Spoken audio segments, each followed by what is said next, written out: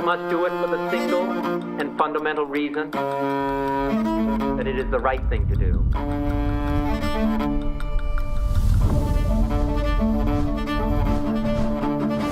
A new twist this morning for the country's most famous political dynasty. RFK Jr. plans Robert F. Kennedy Jr. elected to presidential race October 9th in the state of that it's time to heal a divided nation and return the power to the people. Robert Kennedy Jr.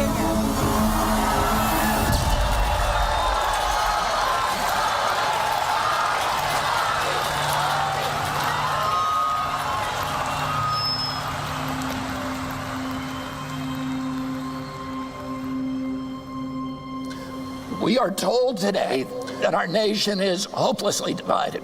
But I found something different as I travel this country. I have witnessed an upwelling of optimism that I've never seen before. Something is stirring in us that says it doesn't have to be this way. And so I've come here today to declare our independence from the tyranny of corruption, which robs us of affordable lives, our belief in the future, and our respect for each other. But to do that, I must first declare my own independence. Independence from the Democratic Party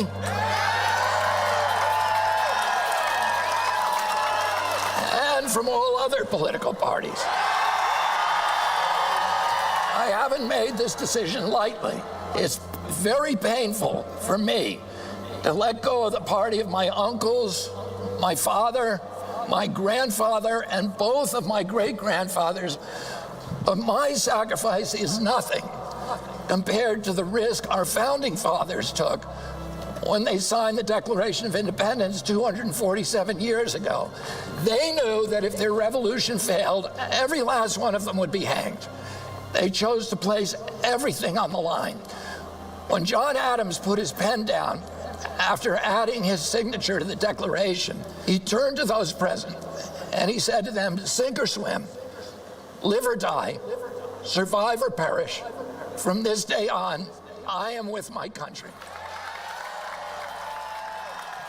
I'm going to make that same pledge to you today so that I can stand before you, as every leader should stand before you, free of partisan allegiance, free from the backroom deals, a servant only to my conscience, to my Creator, and to you. Every president enters office promising to unite the nation and to work with people from the other party across the aisle. None of them ever does it. They can't. They're already chosen a side. Well, I'm not going to have that problem. I'm going to build coalitions from both sides of the aisle.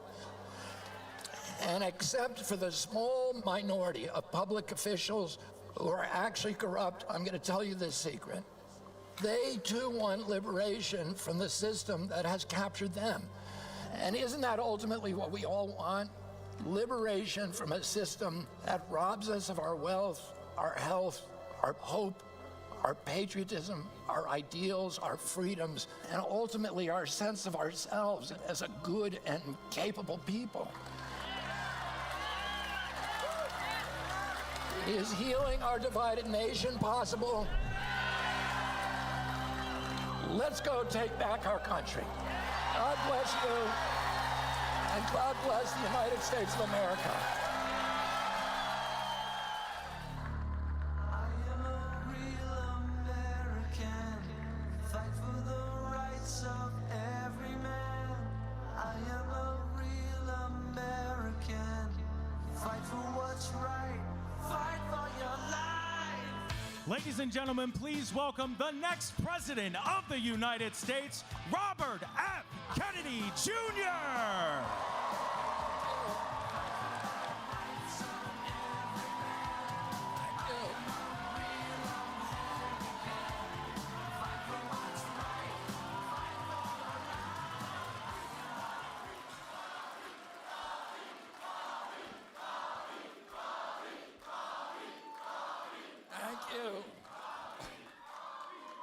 Thank you, Raleigh. I'm very, very happy to be here with you tonight.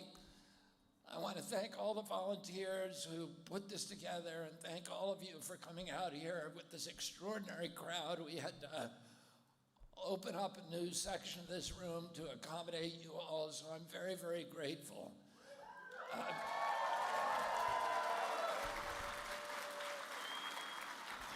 And I want to take note of a Gallup poll that came out today that showed that my favorability ratings are now more than 10 points ahead of President Biden and President Trump.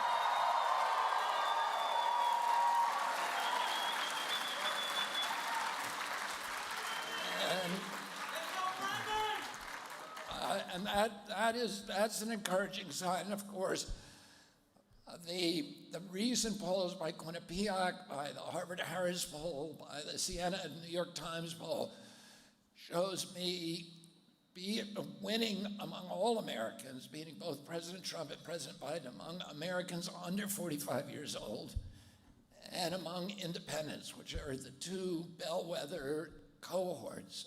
So, and also that I'm now in a competition in the 6 battleground states. I'm at 24, which means theoretically, all you need theoretically is 34 to win if both other candidates were tied.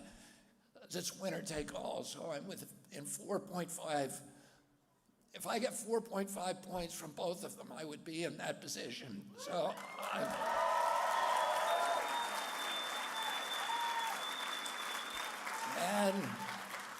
and I have 9 months ahead of me, more than 9 months to do that, so I'm very, very confident. This is the two presidents, former presidents that I'm running against are the most unpopular, both of them, candidates in American history, according to polling. And 61% of Americans say they do not want to make that choice, and we're going to offer them a choice other than forcing Americans to choose the lesser of two evils. We want to give them a campaign that inspires them, that gives them a hope for our country, that gives them a road back to unity, to feeling like we're all part of one nation, and that this time we really are all in it together, not like they told us during COVID, but for real. I want to talk a little bit about North Carolina. I was born in Virginia, and I grew up coming to North Carolina to visit Cape Hatteras, to camp at Cape Hatteras, to visit Asheville and the Blue Ridge. And then, when I became an environmental attorney, I ended up spending a lot of time in this state. I litigated a lot of cases in Wilmington. I started against the factory farming industry in this state and some of the other big polluters. I want to talk about, just do something unusual tonight and talk a little bit about that and my own kind of path in North Carolina. I started out going to work in 1984 for a group that was then called the Hudson River Fishermen's Association, that later became Riverkeeper. And it was a blue-collar coalition of commercial and recreational fishermen who mobilized on the Hudson to reclaim the river from its polluters. We have on the Hudson River one of the oldest commercial fisheries in North America. It's 350 years old. Many of the people I represented for 40 years came from families that fished the river commercially since Dutch colonial times. It was a traditional gear fishery. They used the same fishing methods that were taught by the Algonquin Indians to the original Dutch settlers of New Amsterdam and then passed down through the generations. And one of the enclaves of that fishery was a little village called Crotonville, New York, 30 miles north of New York City on the east bank of the river. And Crotonville, the people who lived there were not your prototypical kind of affluent environmentalists. They were factory workers, carpenters, lathers, electricians. Half the people in Crotonville made their living either fishing or crabbing the river. These were people who had little expectation that they'd ever see Yosemite or Yellowstone or the national parks. They didn't have the resources to bring their families on those vacations. For them, the environment was their backyard. It was the bathing beaches the swimming holes, the fishing holes of the Hudson. It was their livelihood. It was their property value. It was their recreation. And in 1964, Penn Central Railroad began vomiting oil from a 4.5-foot pipe in the Croton-Harmon rail yard, and the oil went up the river on the tides. It blackened the beaches. It made the shad taste of diesel, so that they couldn't be sold at the Fulton Fish Market in New York City. And all the people in Crotonville came together in the only public building in the town, which was the American Legion Hall. This is a very patriotic community. Crotonville had one of the highest mortality rates during World War II of any community in our country. Almost all the original founders, board members, and officers of Riverkeeper were former Marines. They were combat veterans from World War II and Korea. And they came together in March of 1966 in this American Legion Hall. And these weren't radicals, they weren't militants. They were people whose patriotism was rooted in the bedrock of our country. But that night they started talking about violence because they saw something that they thought they owned, which was the abundance of these fisheries, the purity of the water, and it was being robbed from them by large corporate entities over whom they had no control. And they'd been to the government agencies that are supposed to protect Americans from pollution, to the Corps of Engineers, the Conservation Department, the Coast Guard, and they were given the bum's rush. The Corps of Engineers colonel, after 12 separate visits by the head of this new organization, Richie Garrett, and another who was a former Marine, combat veteran from Korea, and another Marine called Art Glaucott, the Corps colonel, begging the Corps colonel to shut down the Penn Central Pipe, he finally told them in exasperation, these are important people. Speaking of the Penn Central Board of Directors, he said, we can't treat them that way. In other words, we can't force them to comply with the law. And they realized these agencies had been captured, that government was in cahoots with the polluters. And the only way that they were going to reclaim the river for themselves is if they confronted the polluters directly. And somebody suggested that they put a match to the oil slick coming out of the Penn Central Pipe and burn up the pipe. Somebody else said they should roll a mattress up and jam it up the pipe and flood the rail yard with its own waste. And somebody suggested that they float a raft of dynamite into the intake of the Indian Point power plant, which at that time was killing 1 million fish a day on its intake screens and taking food off their family tables. And then a guy stood up who was another Korean War vet, First Lieutenant Marine from Camp Lejeune, who was also the senior sports outdoor editor of Sports Illustrated. He was there for 65 years. And he had written an article about angling in the Hudson, but 2 years early, but in writing that article, he had discovered an ancient navigational statute called the 1888 Rivers and Harbors Act.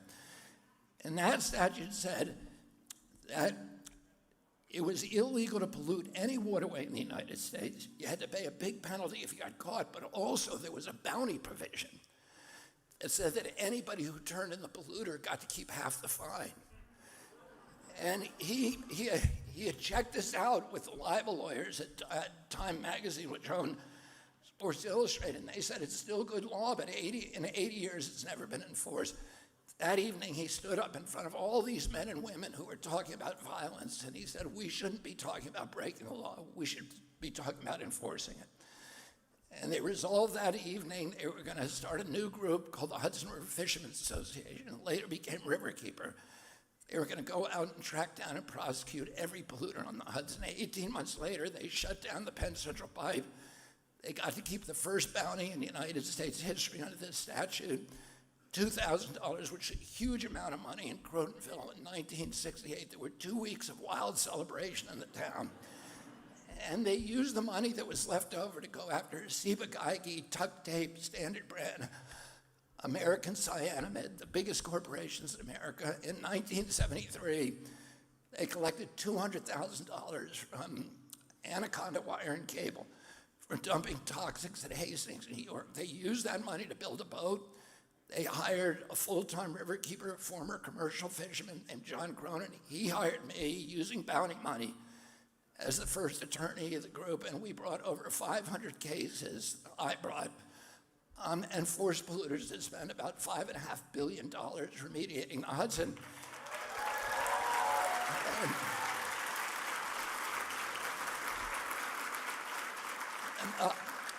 Hudson, when I was working on it, when I started working, was a national joke. It caught fire.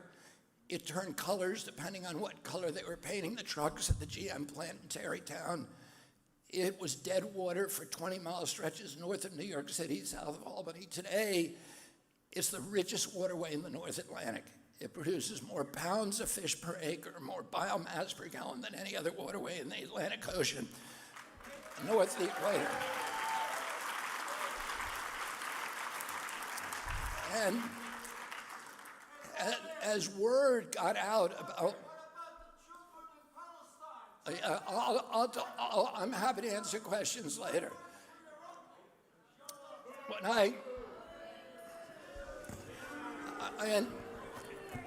in 1986, as word of what we had done on the Hudson got out, we got a call from a guy from Wilmington, North Carolina. He was a former Marine, 26 years in the Marine Corps, a combat veteran from Vietnam named Rick Dove. And he had come, retired from the Marines, to start a fishing business on the Neuse River, and a commercial fishing and a restaurant, a seafood restaurant. And he then noticed that the fish, all the fish he was taking out of the Neuse, were covered with pustulating lesions. And he traced those lesions to a new disease called Pfiesteria biscuitia. And he traced that to an industry that nobody really knew about at that time because it was all hidden in rural areas, which was industrial hog farming. And there'd been a state senator here in West Virginia called Wendell Murphy, who had looked at what had happened to the chicken industry, where Frank Perdue, John Tyson, and Bo Pilgrim had devised a new way of raising chicken in cages in giant warehouses. And they had put out of business 1 million chicken farmers in our country, and they had made themselves billionaires. And Wendell Murphy said, I'm going to do the same thing with hogs. He went into business with Smithfield. They built a new slaughterhouse in this state. And he used his position in the Senate to pass 28 laws that made it almost impossible to sue somebody who calls himself a hog farm, even if it has nothing to do with the farming. And he left the Senate and he became close to a billionaire. And by raising hogs in factories, they dropped the price of pork from 60 cents a pound in about a 2-year period to 2 cents a pound. And it cost a farmer 32 cents a pound to raise that pig to kill weight. It would put out of business, there were 28,000 hog farmers in this state, independent, and it put all of them out of business and left hog production in the hands of 2,000 industrial outfits, with all of them either owned or operated or with contracts with one company, Smithfield. And they dropped the price and they externalized all their costs. A hog produces 10 times the fecal waste as a human being. So a hog farm with 100,000 hogs produces the same amount of waste as a city of 1 million people. And they made North Carolina the hog production capital of the world. And this business plan spread to every other state because they had to adopt it. And then Smithfield, which owned now 80% of the hog production in this state, 40% nationally, and was controlling our landscapes, sold itself to China. So now China has a colonial model in the rural parts of this state where it has these big lagoons that are poisoning the groundwater. And as president, I'm not going to hold the small farmer responsible because they couldn't help it. They were forced into this business model, but I'm going to hold Smithfield responsible in China.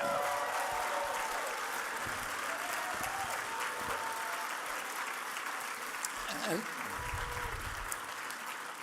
one of the things that I learned from the fishermen, a number of things, was one that we own the waterways. The people, the Constitution of the state of North Carolina says the people of the state own the rivers of the state. They own the Roanoke, the Tar, the Neuse, the Cape Fear, the French Broad.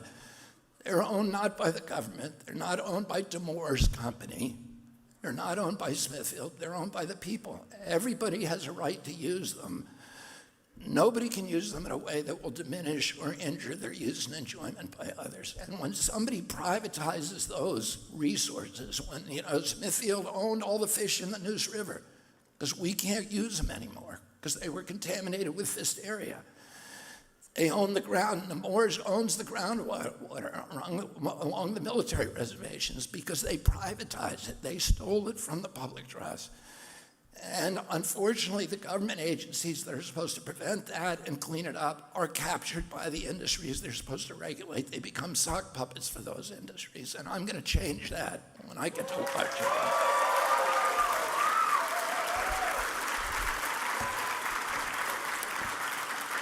And we're told the big polluters and their indentured servants in the political process always tell us we have to choose between economic prosperity on the one hand and environmental protection on the other. And that is a false choice. In 100% of the situations, good environmental policy is identical to good economic policy.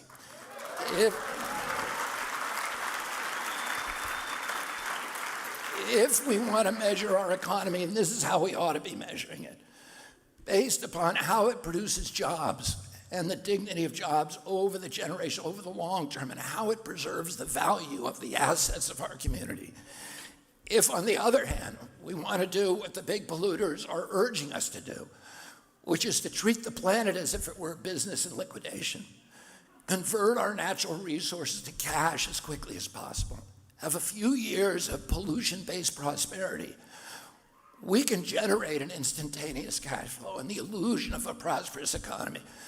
But our children are going to pay for our joyride, and they're going to pay for it with denuded landscapes and poor health and huge cleanup costs that are going to amplify over time and that they'll never be able to pay.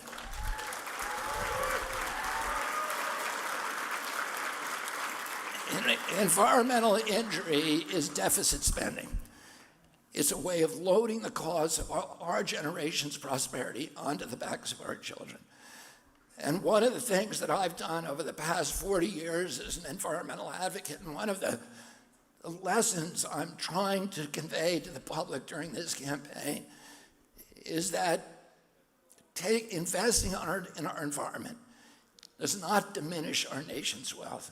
It's an investment in infrastructure, the same as investing in telecommunications or road construction.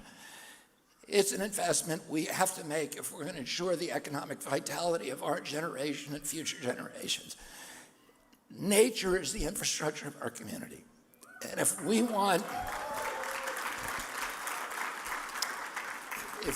to meet our obligation as a generation, as a civilization, as a nation, which is to create communities for our children that provide them with the same opportunities for dignity and enrichment and prosperity and good health as the communities our parents gave us, we've got to start by protecting our environmental infrastructure.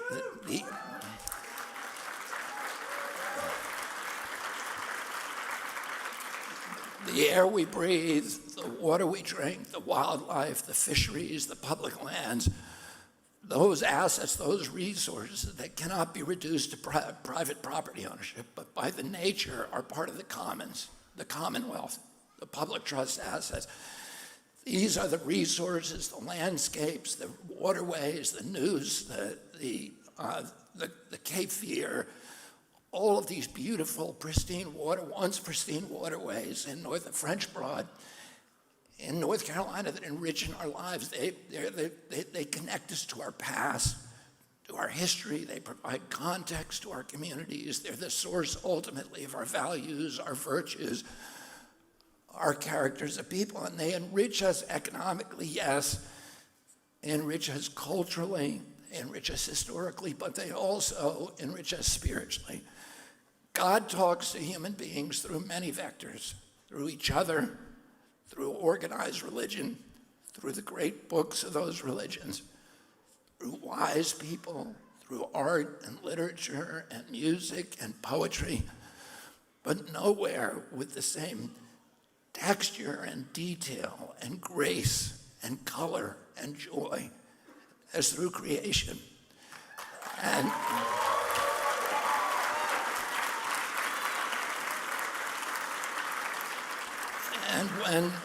when we destroy these things, we diminish our capacity to sense the divine, to understand who God is and what our own potential is, therefore, as human beings.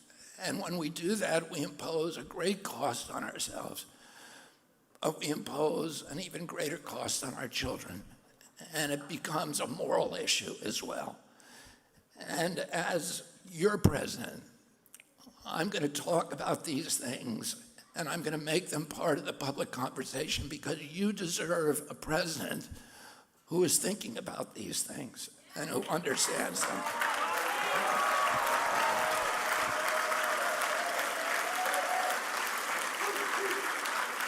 And, you know, the privatization of the public trust and the shift, this systematic shift of wealth northward, upward, to this new oligarchy of super rich is now ingrained in our system. It is, you know, this corrupt merger of state and corporate power that happens at the agency level. The agencies become captured, whether it's the CIA, the Fed, NIH, CDC, EPA, FDA, FCC, all of them. Exactly, all of them. All of them are involved in strip mining the equity from the American middle class and shifting it northward. And they're getting away with it because they have a strategy. And that strategy is to keep us all at each other's throats, to keep us hating on each other, to pit Republicans against Democrats, to pit blacks against whites, to pit migrants, all of us fighting each other. And when the king and queen go out on the balustrades of their castle and they see all their subjects fighting each other, they go back to the banquet hall and they pop champagne corks because they know nobody's coming over the wall for them.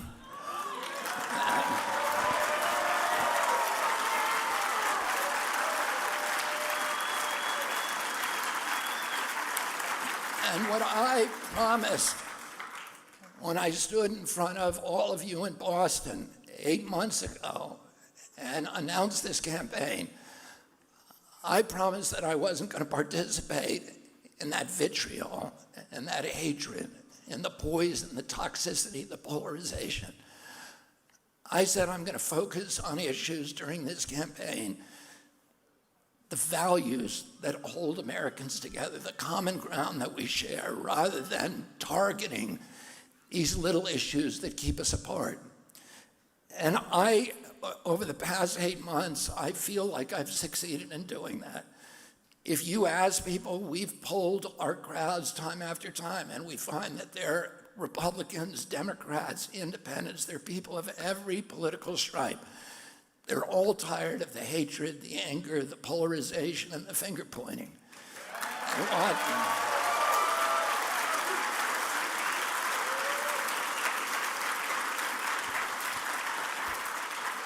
And so, I've searched for these issues, and I've avoided that kind of, I've avoided the temptation that the press is constantly trying to make you hate on me, hate on Trump, you hate on Biden, and I say I'm not going to do that. And I'm not going to focus on these little issues that they want you to talk about, because those issues poison the debate.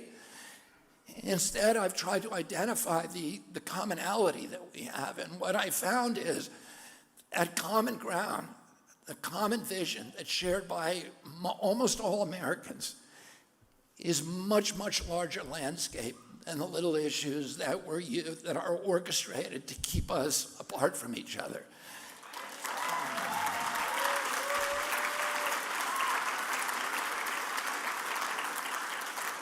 Everybody in this country wants to take care of our veterans. Everybody. They want it.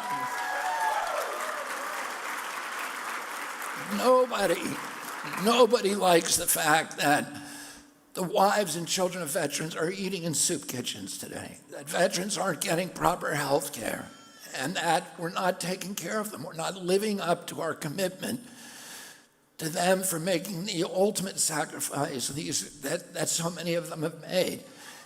Everybody wants us to have the best education system in the world again, and we can have that.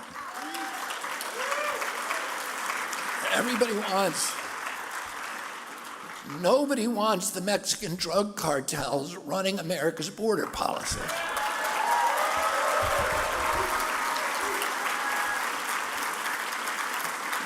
This is a nation of immigrants, and we welcome immigrants when they come in legally, but not illegally.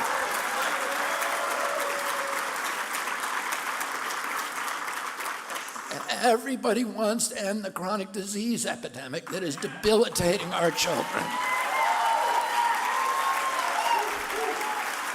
When my uncle was president, 6% of Americans had chronic disease.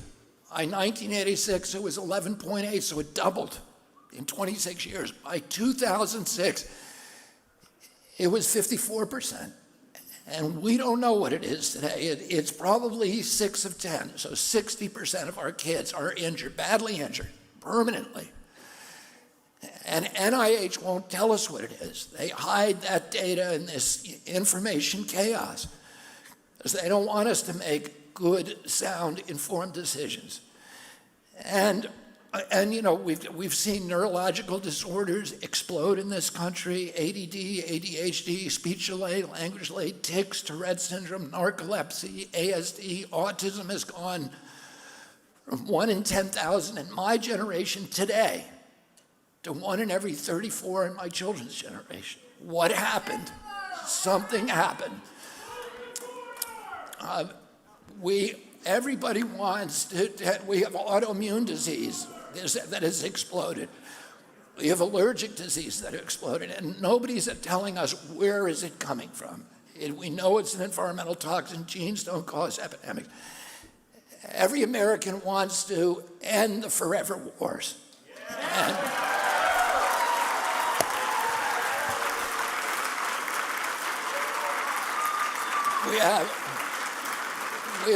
we have 800 bases abroad. Each one of them is picking a fight with somebody. The Russians have 2. The Chinese have 1.5. We have 800. And we spend more on our military than the next 10 nations combined. We need to protect our country. We need to safeguard it. We need to arm ourselves to the teeth at home. And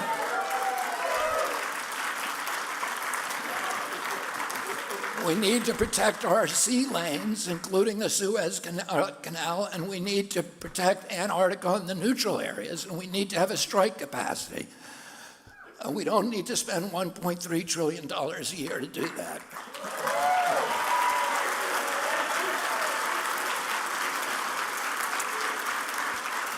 And everybody wants to unravel this corrupt merger of state and corporate power. We want the agencies to belong to us and not to the corporations they're supposed to regulate. And I feel like I'm in a better position than any president to do that, or any candidate. Because I've spent the last 40 years litigating against these agencies, and I've sued almost all of them. I've sued EPA probably more than any attorney in the country. I've sued FDA. I've sued CDC. I've sued NIH.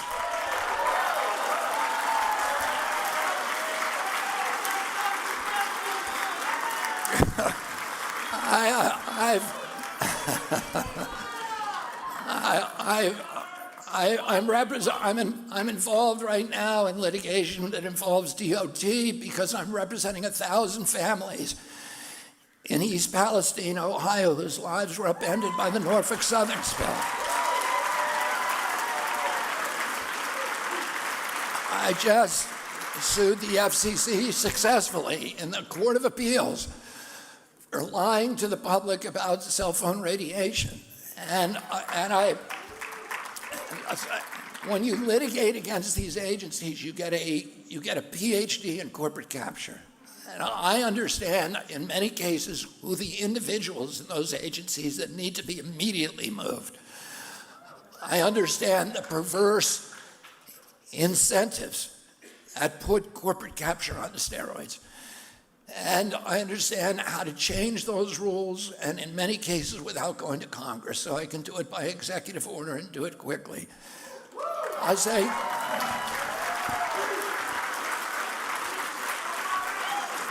one other thing, that everybody in this country wants to protect all the amendments of our Constitution, and particularly the First Amendment guarantee of free speech.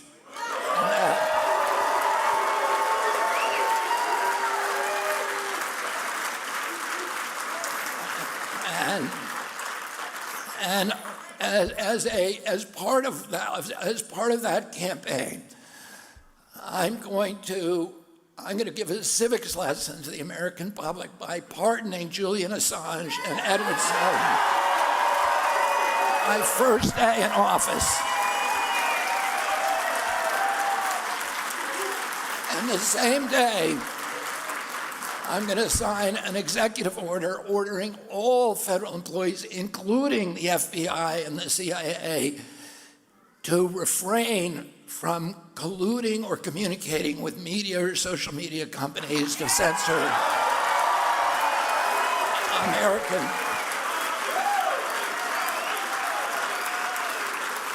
political speech. Oh, I know that I can do it. You give me a sword and some ground to stand on, and I'm going to take your country back for you.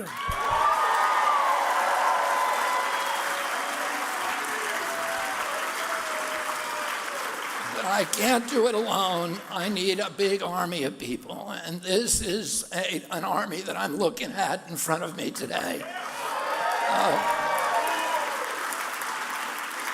President Biden and President Trump can get on the ballot for free.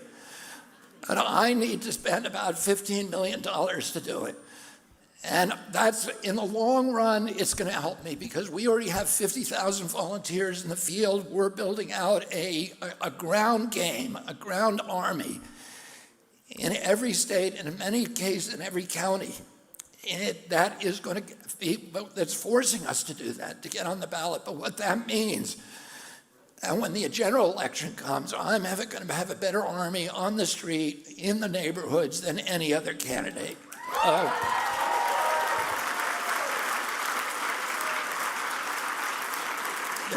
There's people at the back of the room. We need to sign up several tens of thousands of people here in North Carolina to get me on the ballot. Tonight is the beginning of that effort. There's people at the back of the room. Please stop before you leave. Sign the ballot support. And the other things I need you to do, go to our website, pay something. We need money, but I don't need all your money. Send $5 if you can. We want 100% participation to show the FCC. The FEC and the American public that we have broad support from much larger. Last Q3, we outraised President Trump and President Biden from small contributions.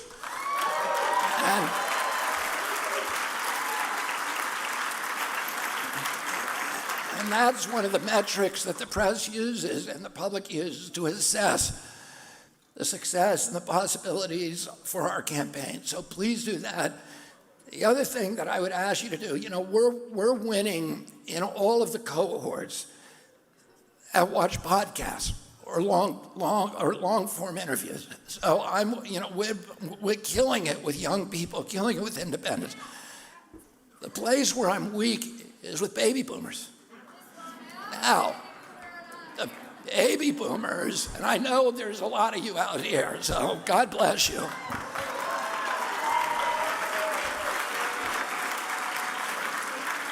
But you know, I should be doing best with baby boomers because they remember Camelot and the Kennedy administration.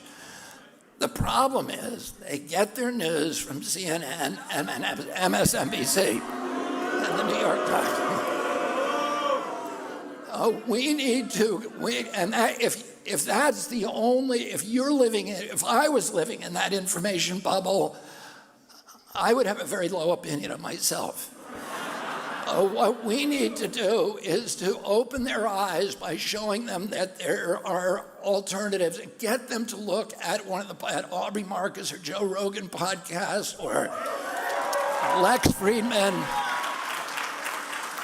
And so it's really important to me, if you want to help this campaign, wear a hat, wear a button, wear some merch, because every couple days somebody's going to come and say to you, why are you voting for that guy? I thought he was a conspiracy theorist, quack, anti-science. And you can say to them, will you look at this podcast for 10 minutes? And when we get people to do that, we have a huge conversion rate. So, there's a lot of other things that are going to happen. I'm going to be on a debate stage, hopefully, with President Biden and President Trump.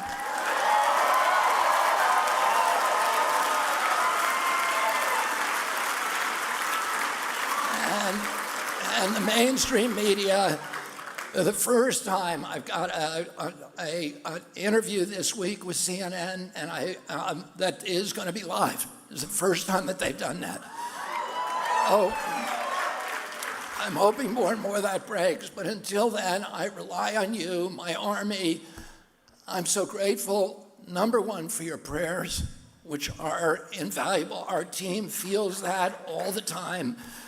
And the power of that, but also your support, your commitment coming out here tonight is, it's so moving to me and to all of us that so many of you came out.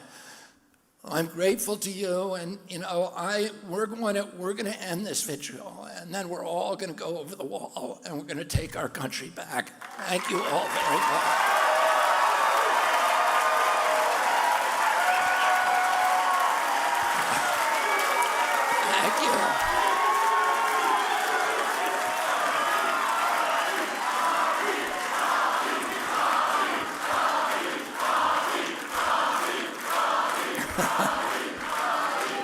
Thank you, everybody. Thank you so much.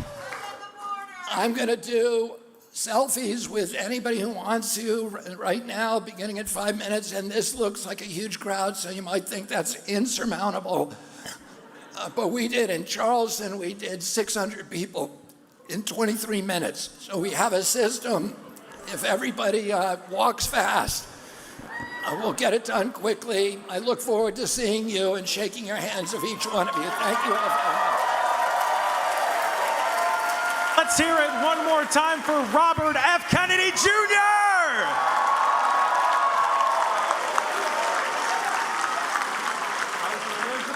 Who here wants to take a selfie with a future president?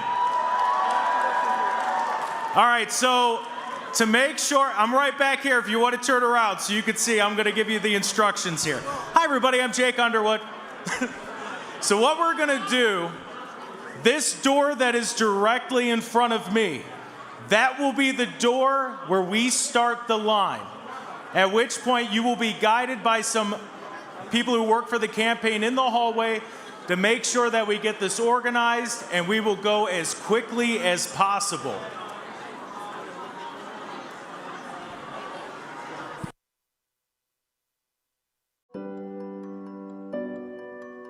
Do you consider SARS-CoV-2 to be a product of bioweapons research? SARS-CoV-2 is certainly the product of bioweapons research. We have a pretty good idea about when it escaped and how it escaped and the individuals who were infected. The mastermind of the bioweapons research at the Wuhan lab was Xi Zhengli, who was also known as Batwoman.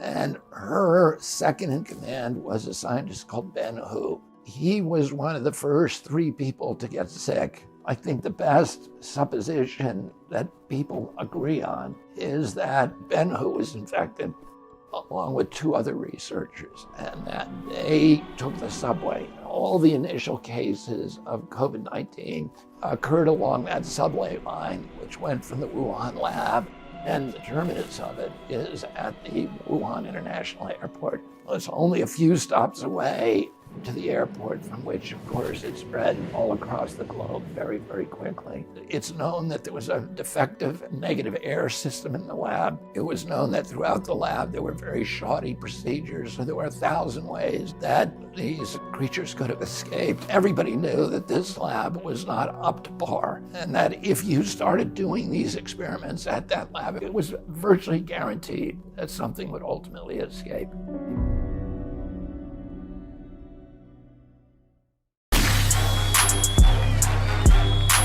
You know, you're a rebel rouser. You know that, right? You're a little rebel rouser. You're starting some shit. I love it. Well, I'm only ask you 3 more questions. One is, first of all, my demographic is 99.9% African Americans, and you know, so I understand when you become the president, you're gonna be the president of the United States. It's everybody. But what is it when I hear from my friends or people say, you know, what will the president do? And I mean directly for us.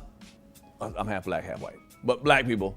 Like they said, there's Asian hate bills, there's LGBT, they got stuff. What is it, how does the president help us out just for black? Where does that come to help, particularly just for black? Would there ever be a black hate bill? Black people feel like they need a black hate bill because stuff happens with police and all sorts of things. I mean, like I said, I've spent for 35 years focused on these issues of how do you bring economic development. How do you integrate Black Americans into the American dream? My father, my uncle, both my uncles were part of this battle with Dr. King to make our country a true constitutional democracy, representative democracy for the first time in its history. And like I said at the beginning, people. I have a family legacy that has committed me to that issue. I have a personal legacy that does that. I'm going to need a lot of help, a lot of thoughtful people advising me to how to do this. But here's a couple things that I have learned. Okay. One is that, it's part of the liberal ethos to say that we have to end racism. And the way that you do that is by canceling people who have hate speech, etc., and by teaching kids not to be racist.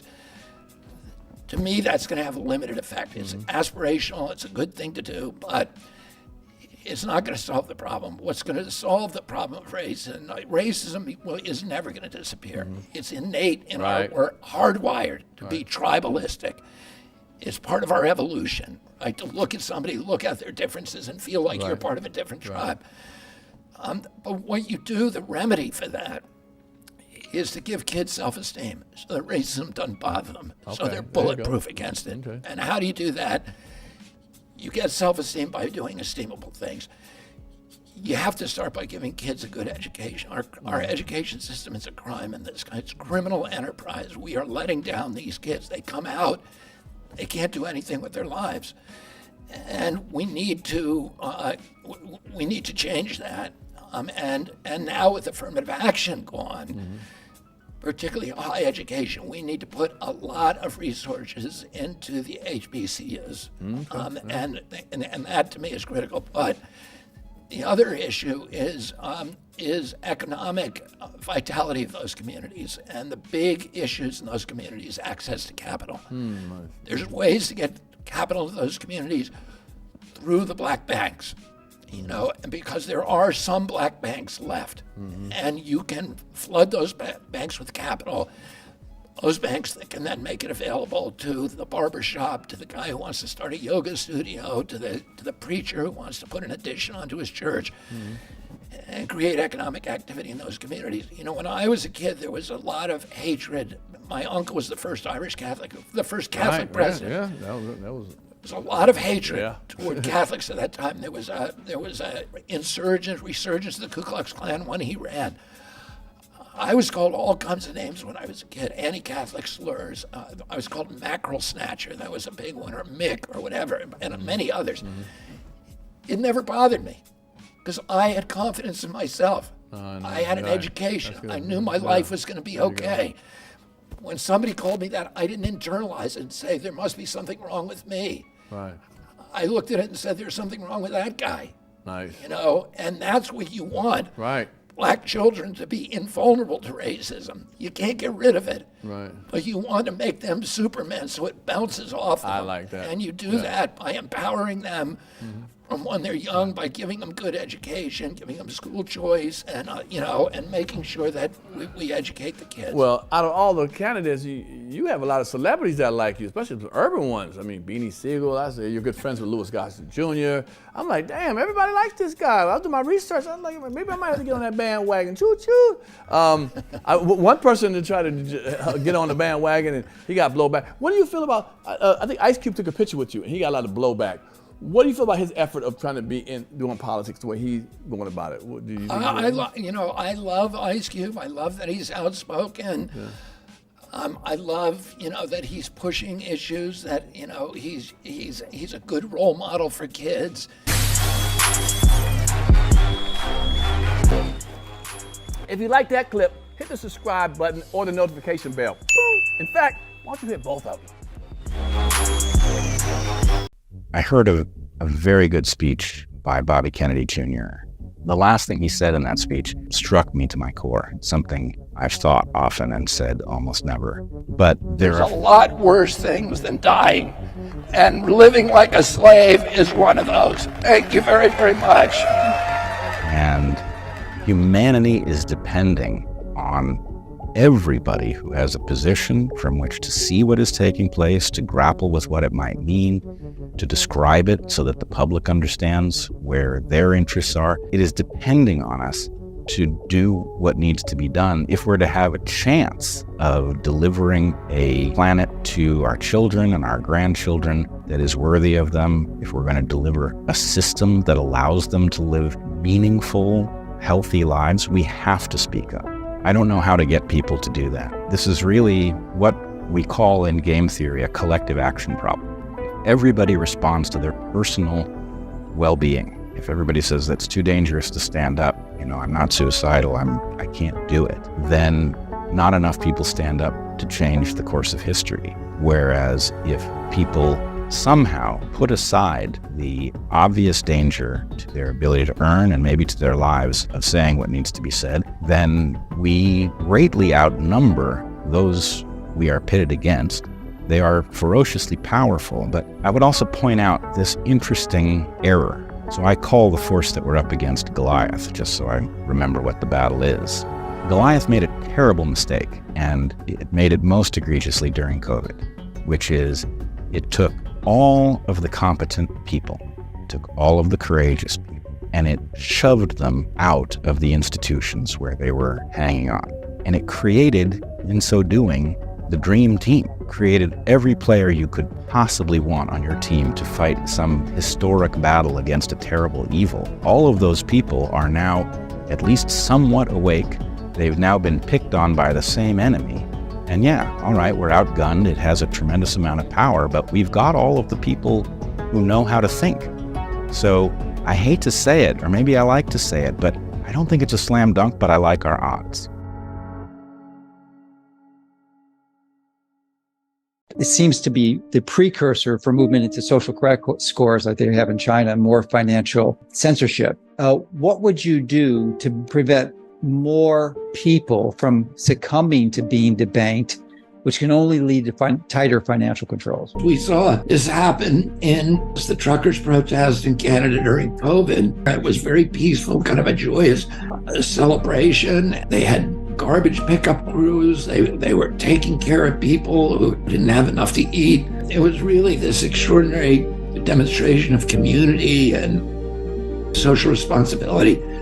And they were in Ottawa to protest the removal of rights that in the United States we take for granted, including the rights to petition your government, the rights of assembly, the rights to criticize your government.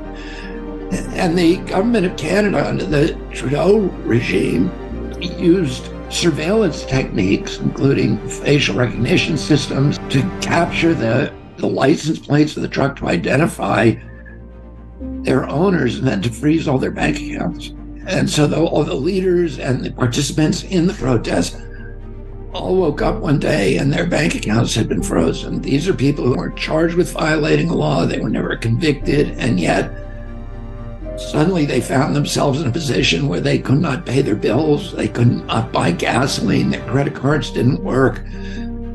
They couldn't feed their children. It occurred to me then that transactional freedom is as important as freedom of expression. Because if you have a government that can essentially starve you to death and put you out of your home, you can easily make an entire society a slave society. As president, I will end this practice by the banks. I will cut off all federal benefits and federal contact with banks that are punishing people for political beliefs, that are denying them access to institutional banking services because of their political beliefs or because of their political statements. It's wrong. It's kind of the ultimate weapon of totalitarian regimes. Please go to Kennedy24.com.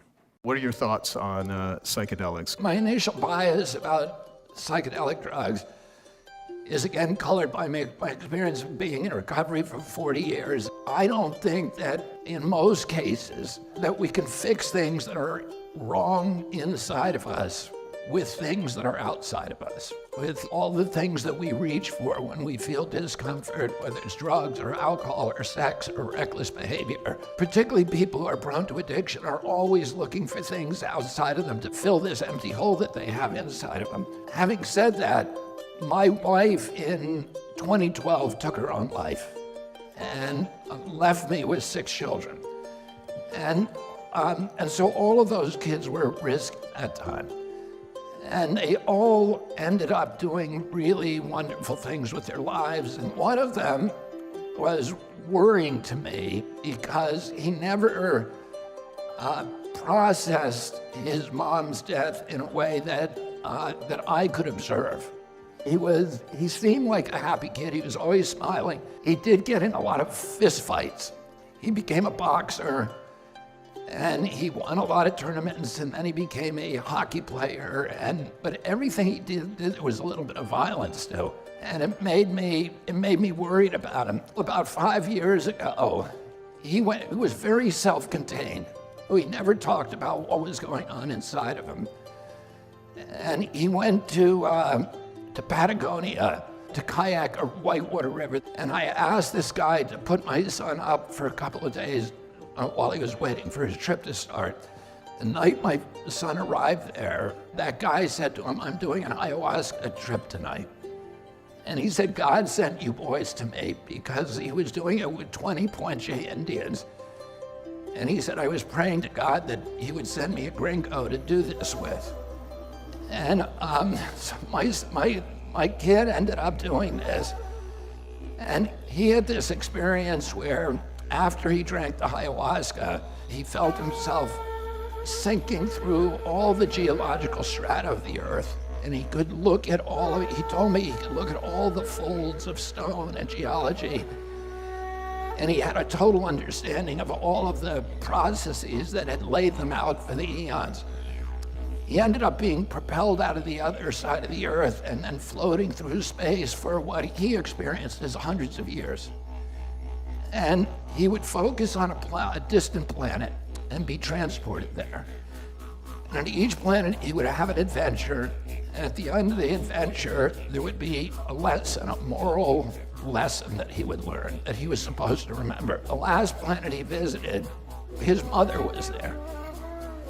And she started passing through him, in and out of him again and again. And every time she did that, he felt all these experiences of forgiveness, of love, of understanding, of comprehension, of empathy and compassion. And when he came back from that trip, he was completely changed. He was very open about talking about his feelings. He was on a real spiritual quest The reason I really know that it changed him is he started taking out the garbage and doing the dishes. And he's done the dishes constantly without ever being asked since then. He's a 24-year-old kid, so you know that's a miracle. So that opened my mind to the possibility that there may be, something that I didn't understand or that was outside of my kind of bubble of prejudices.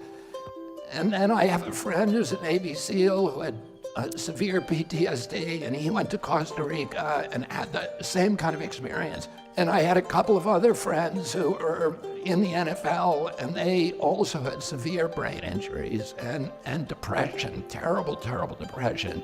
And the same thing happened. And then I looked at Michael Pollan's documentary, which I think is on Netflix. I think the third show is on psilocybin. And there's a kid on that show who had severe OCD. He literally could not go out of his house. And he did one psilocybin trip, and it was completely gone.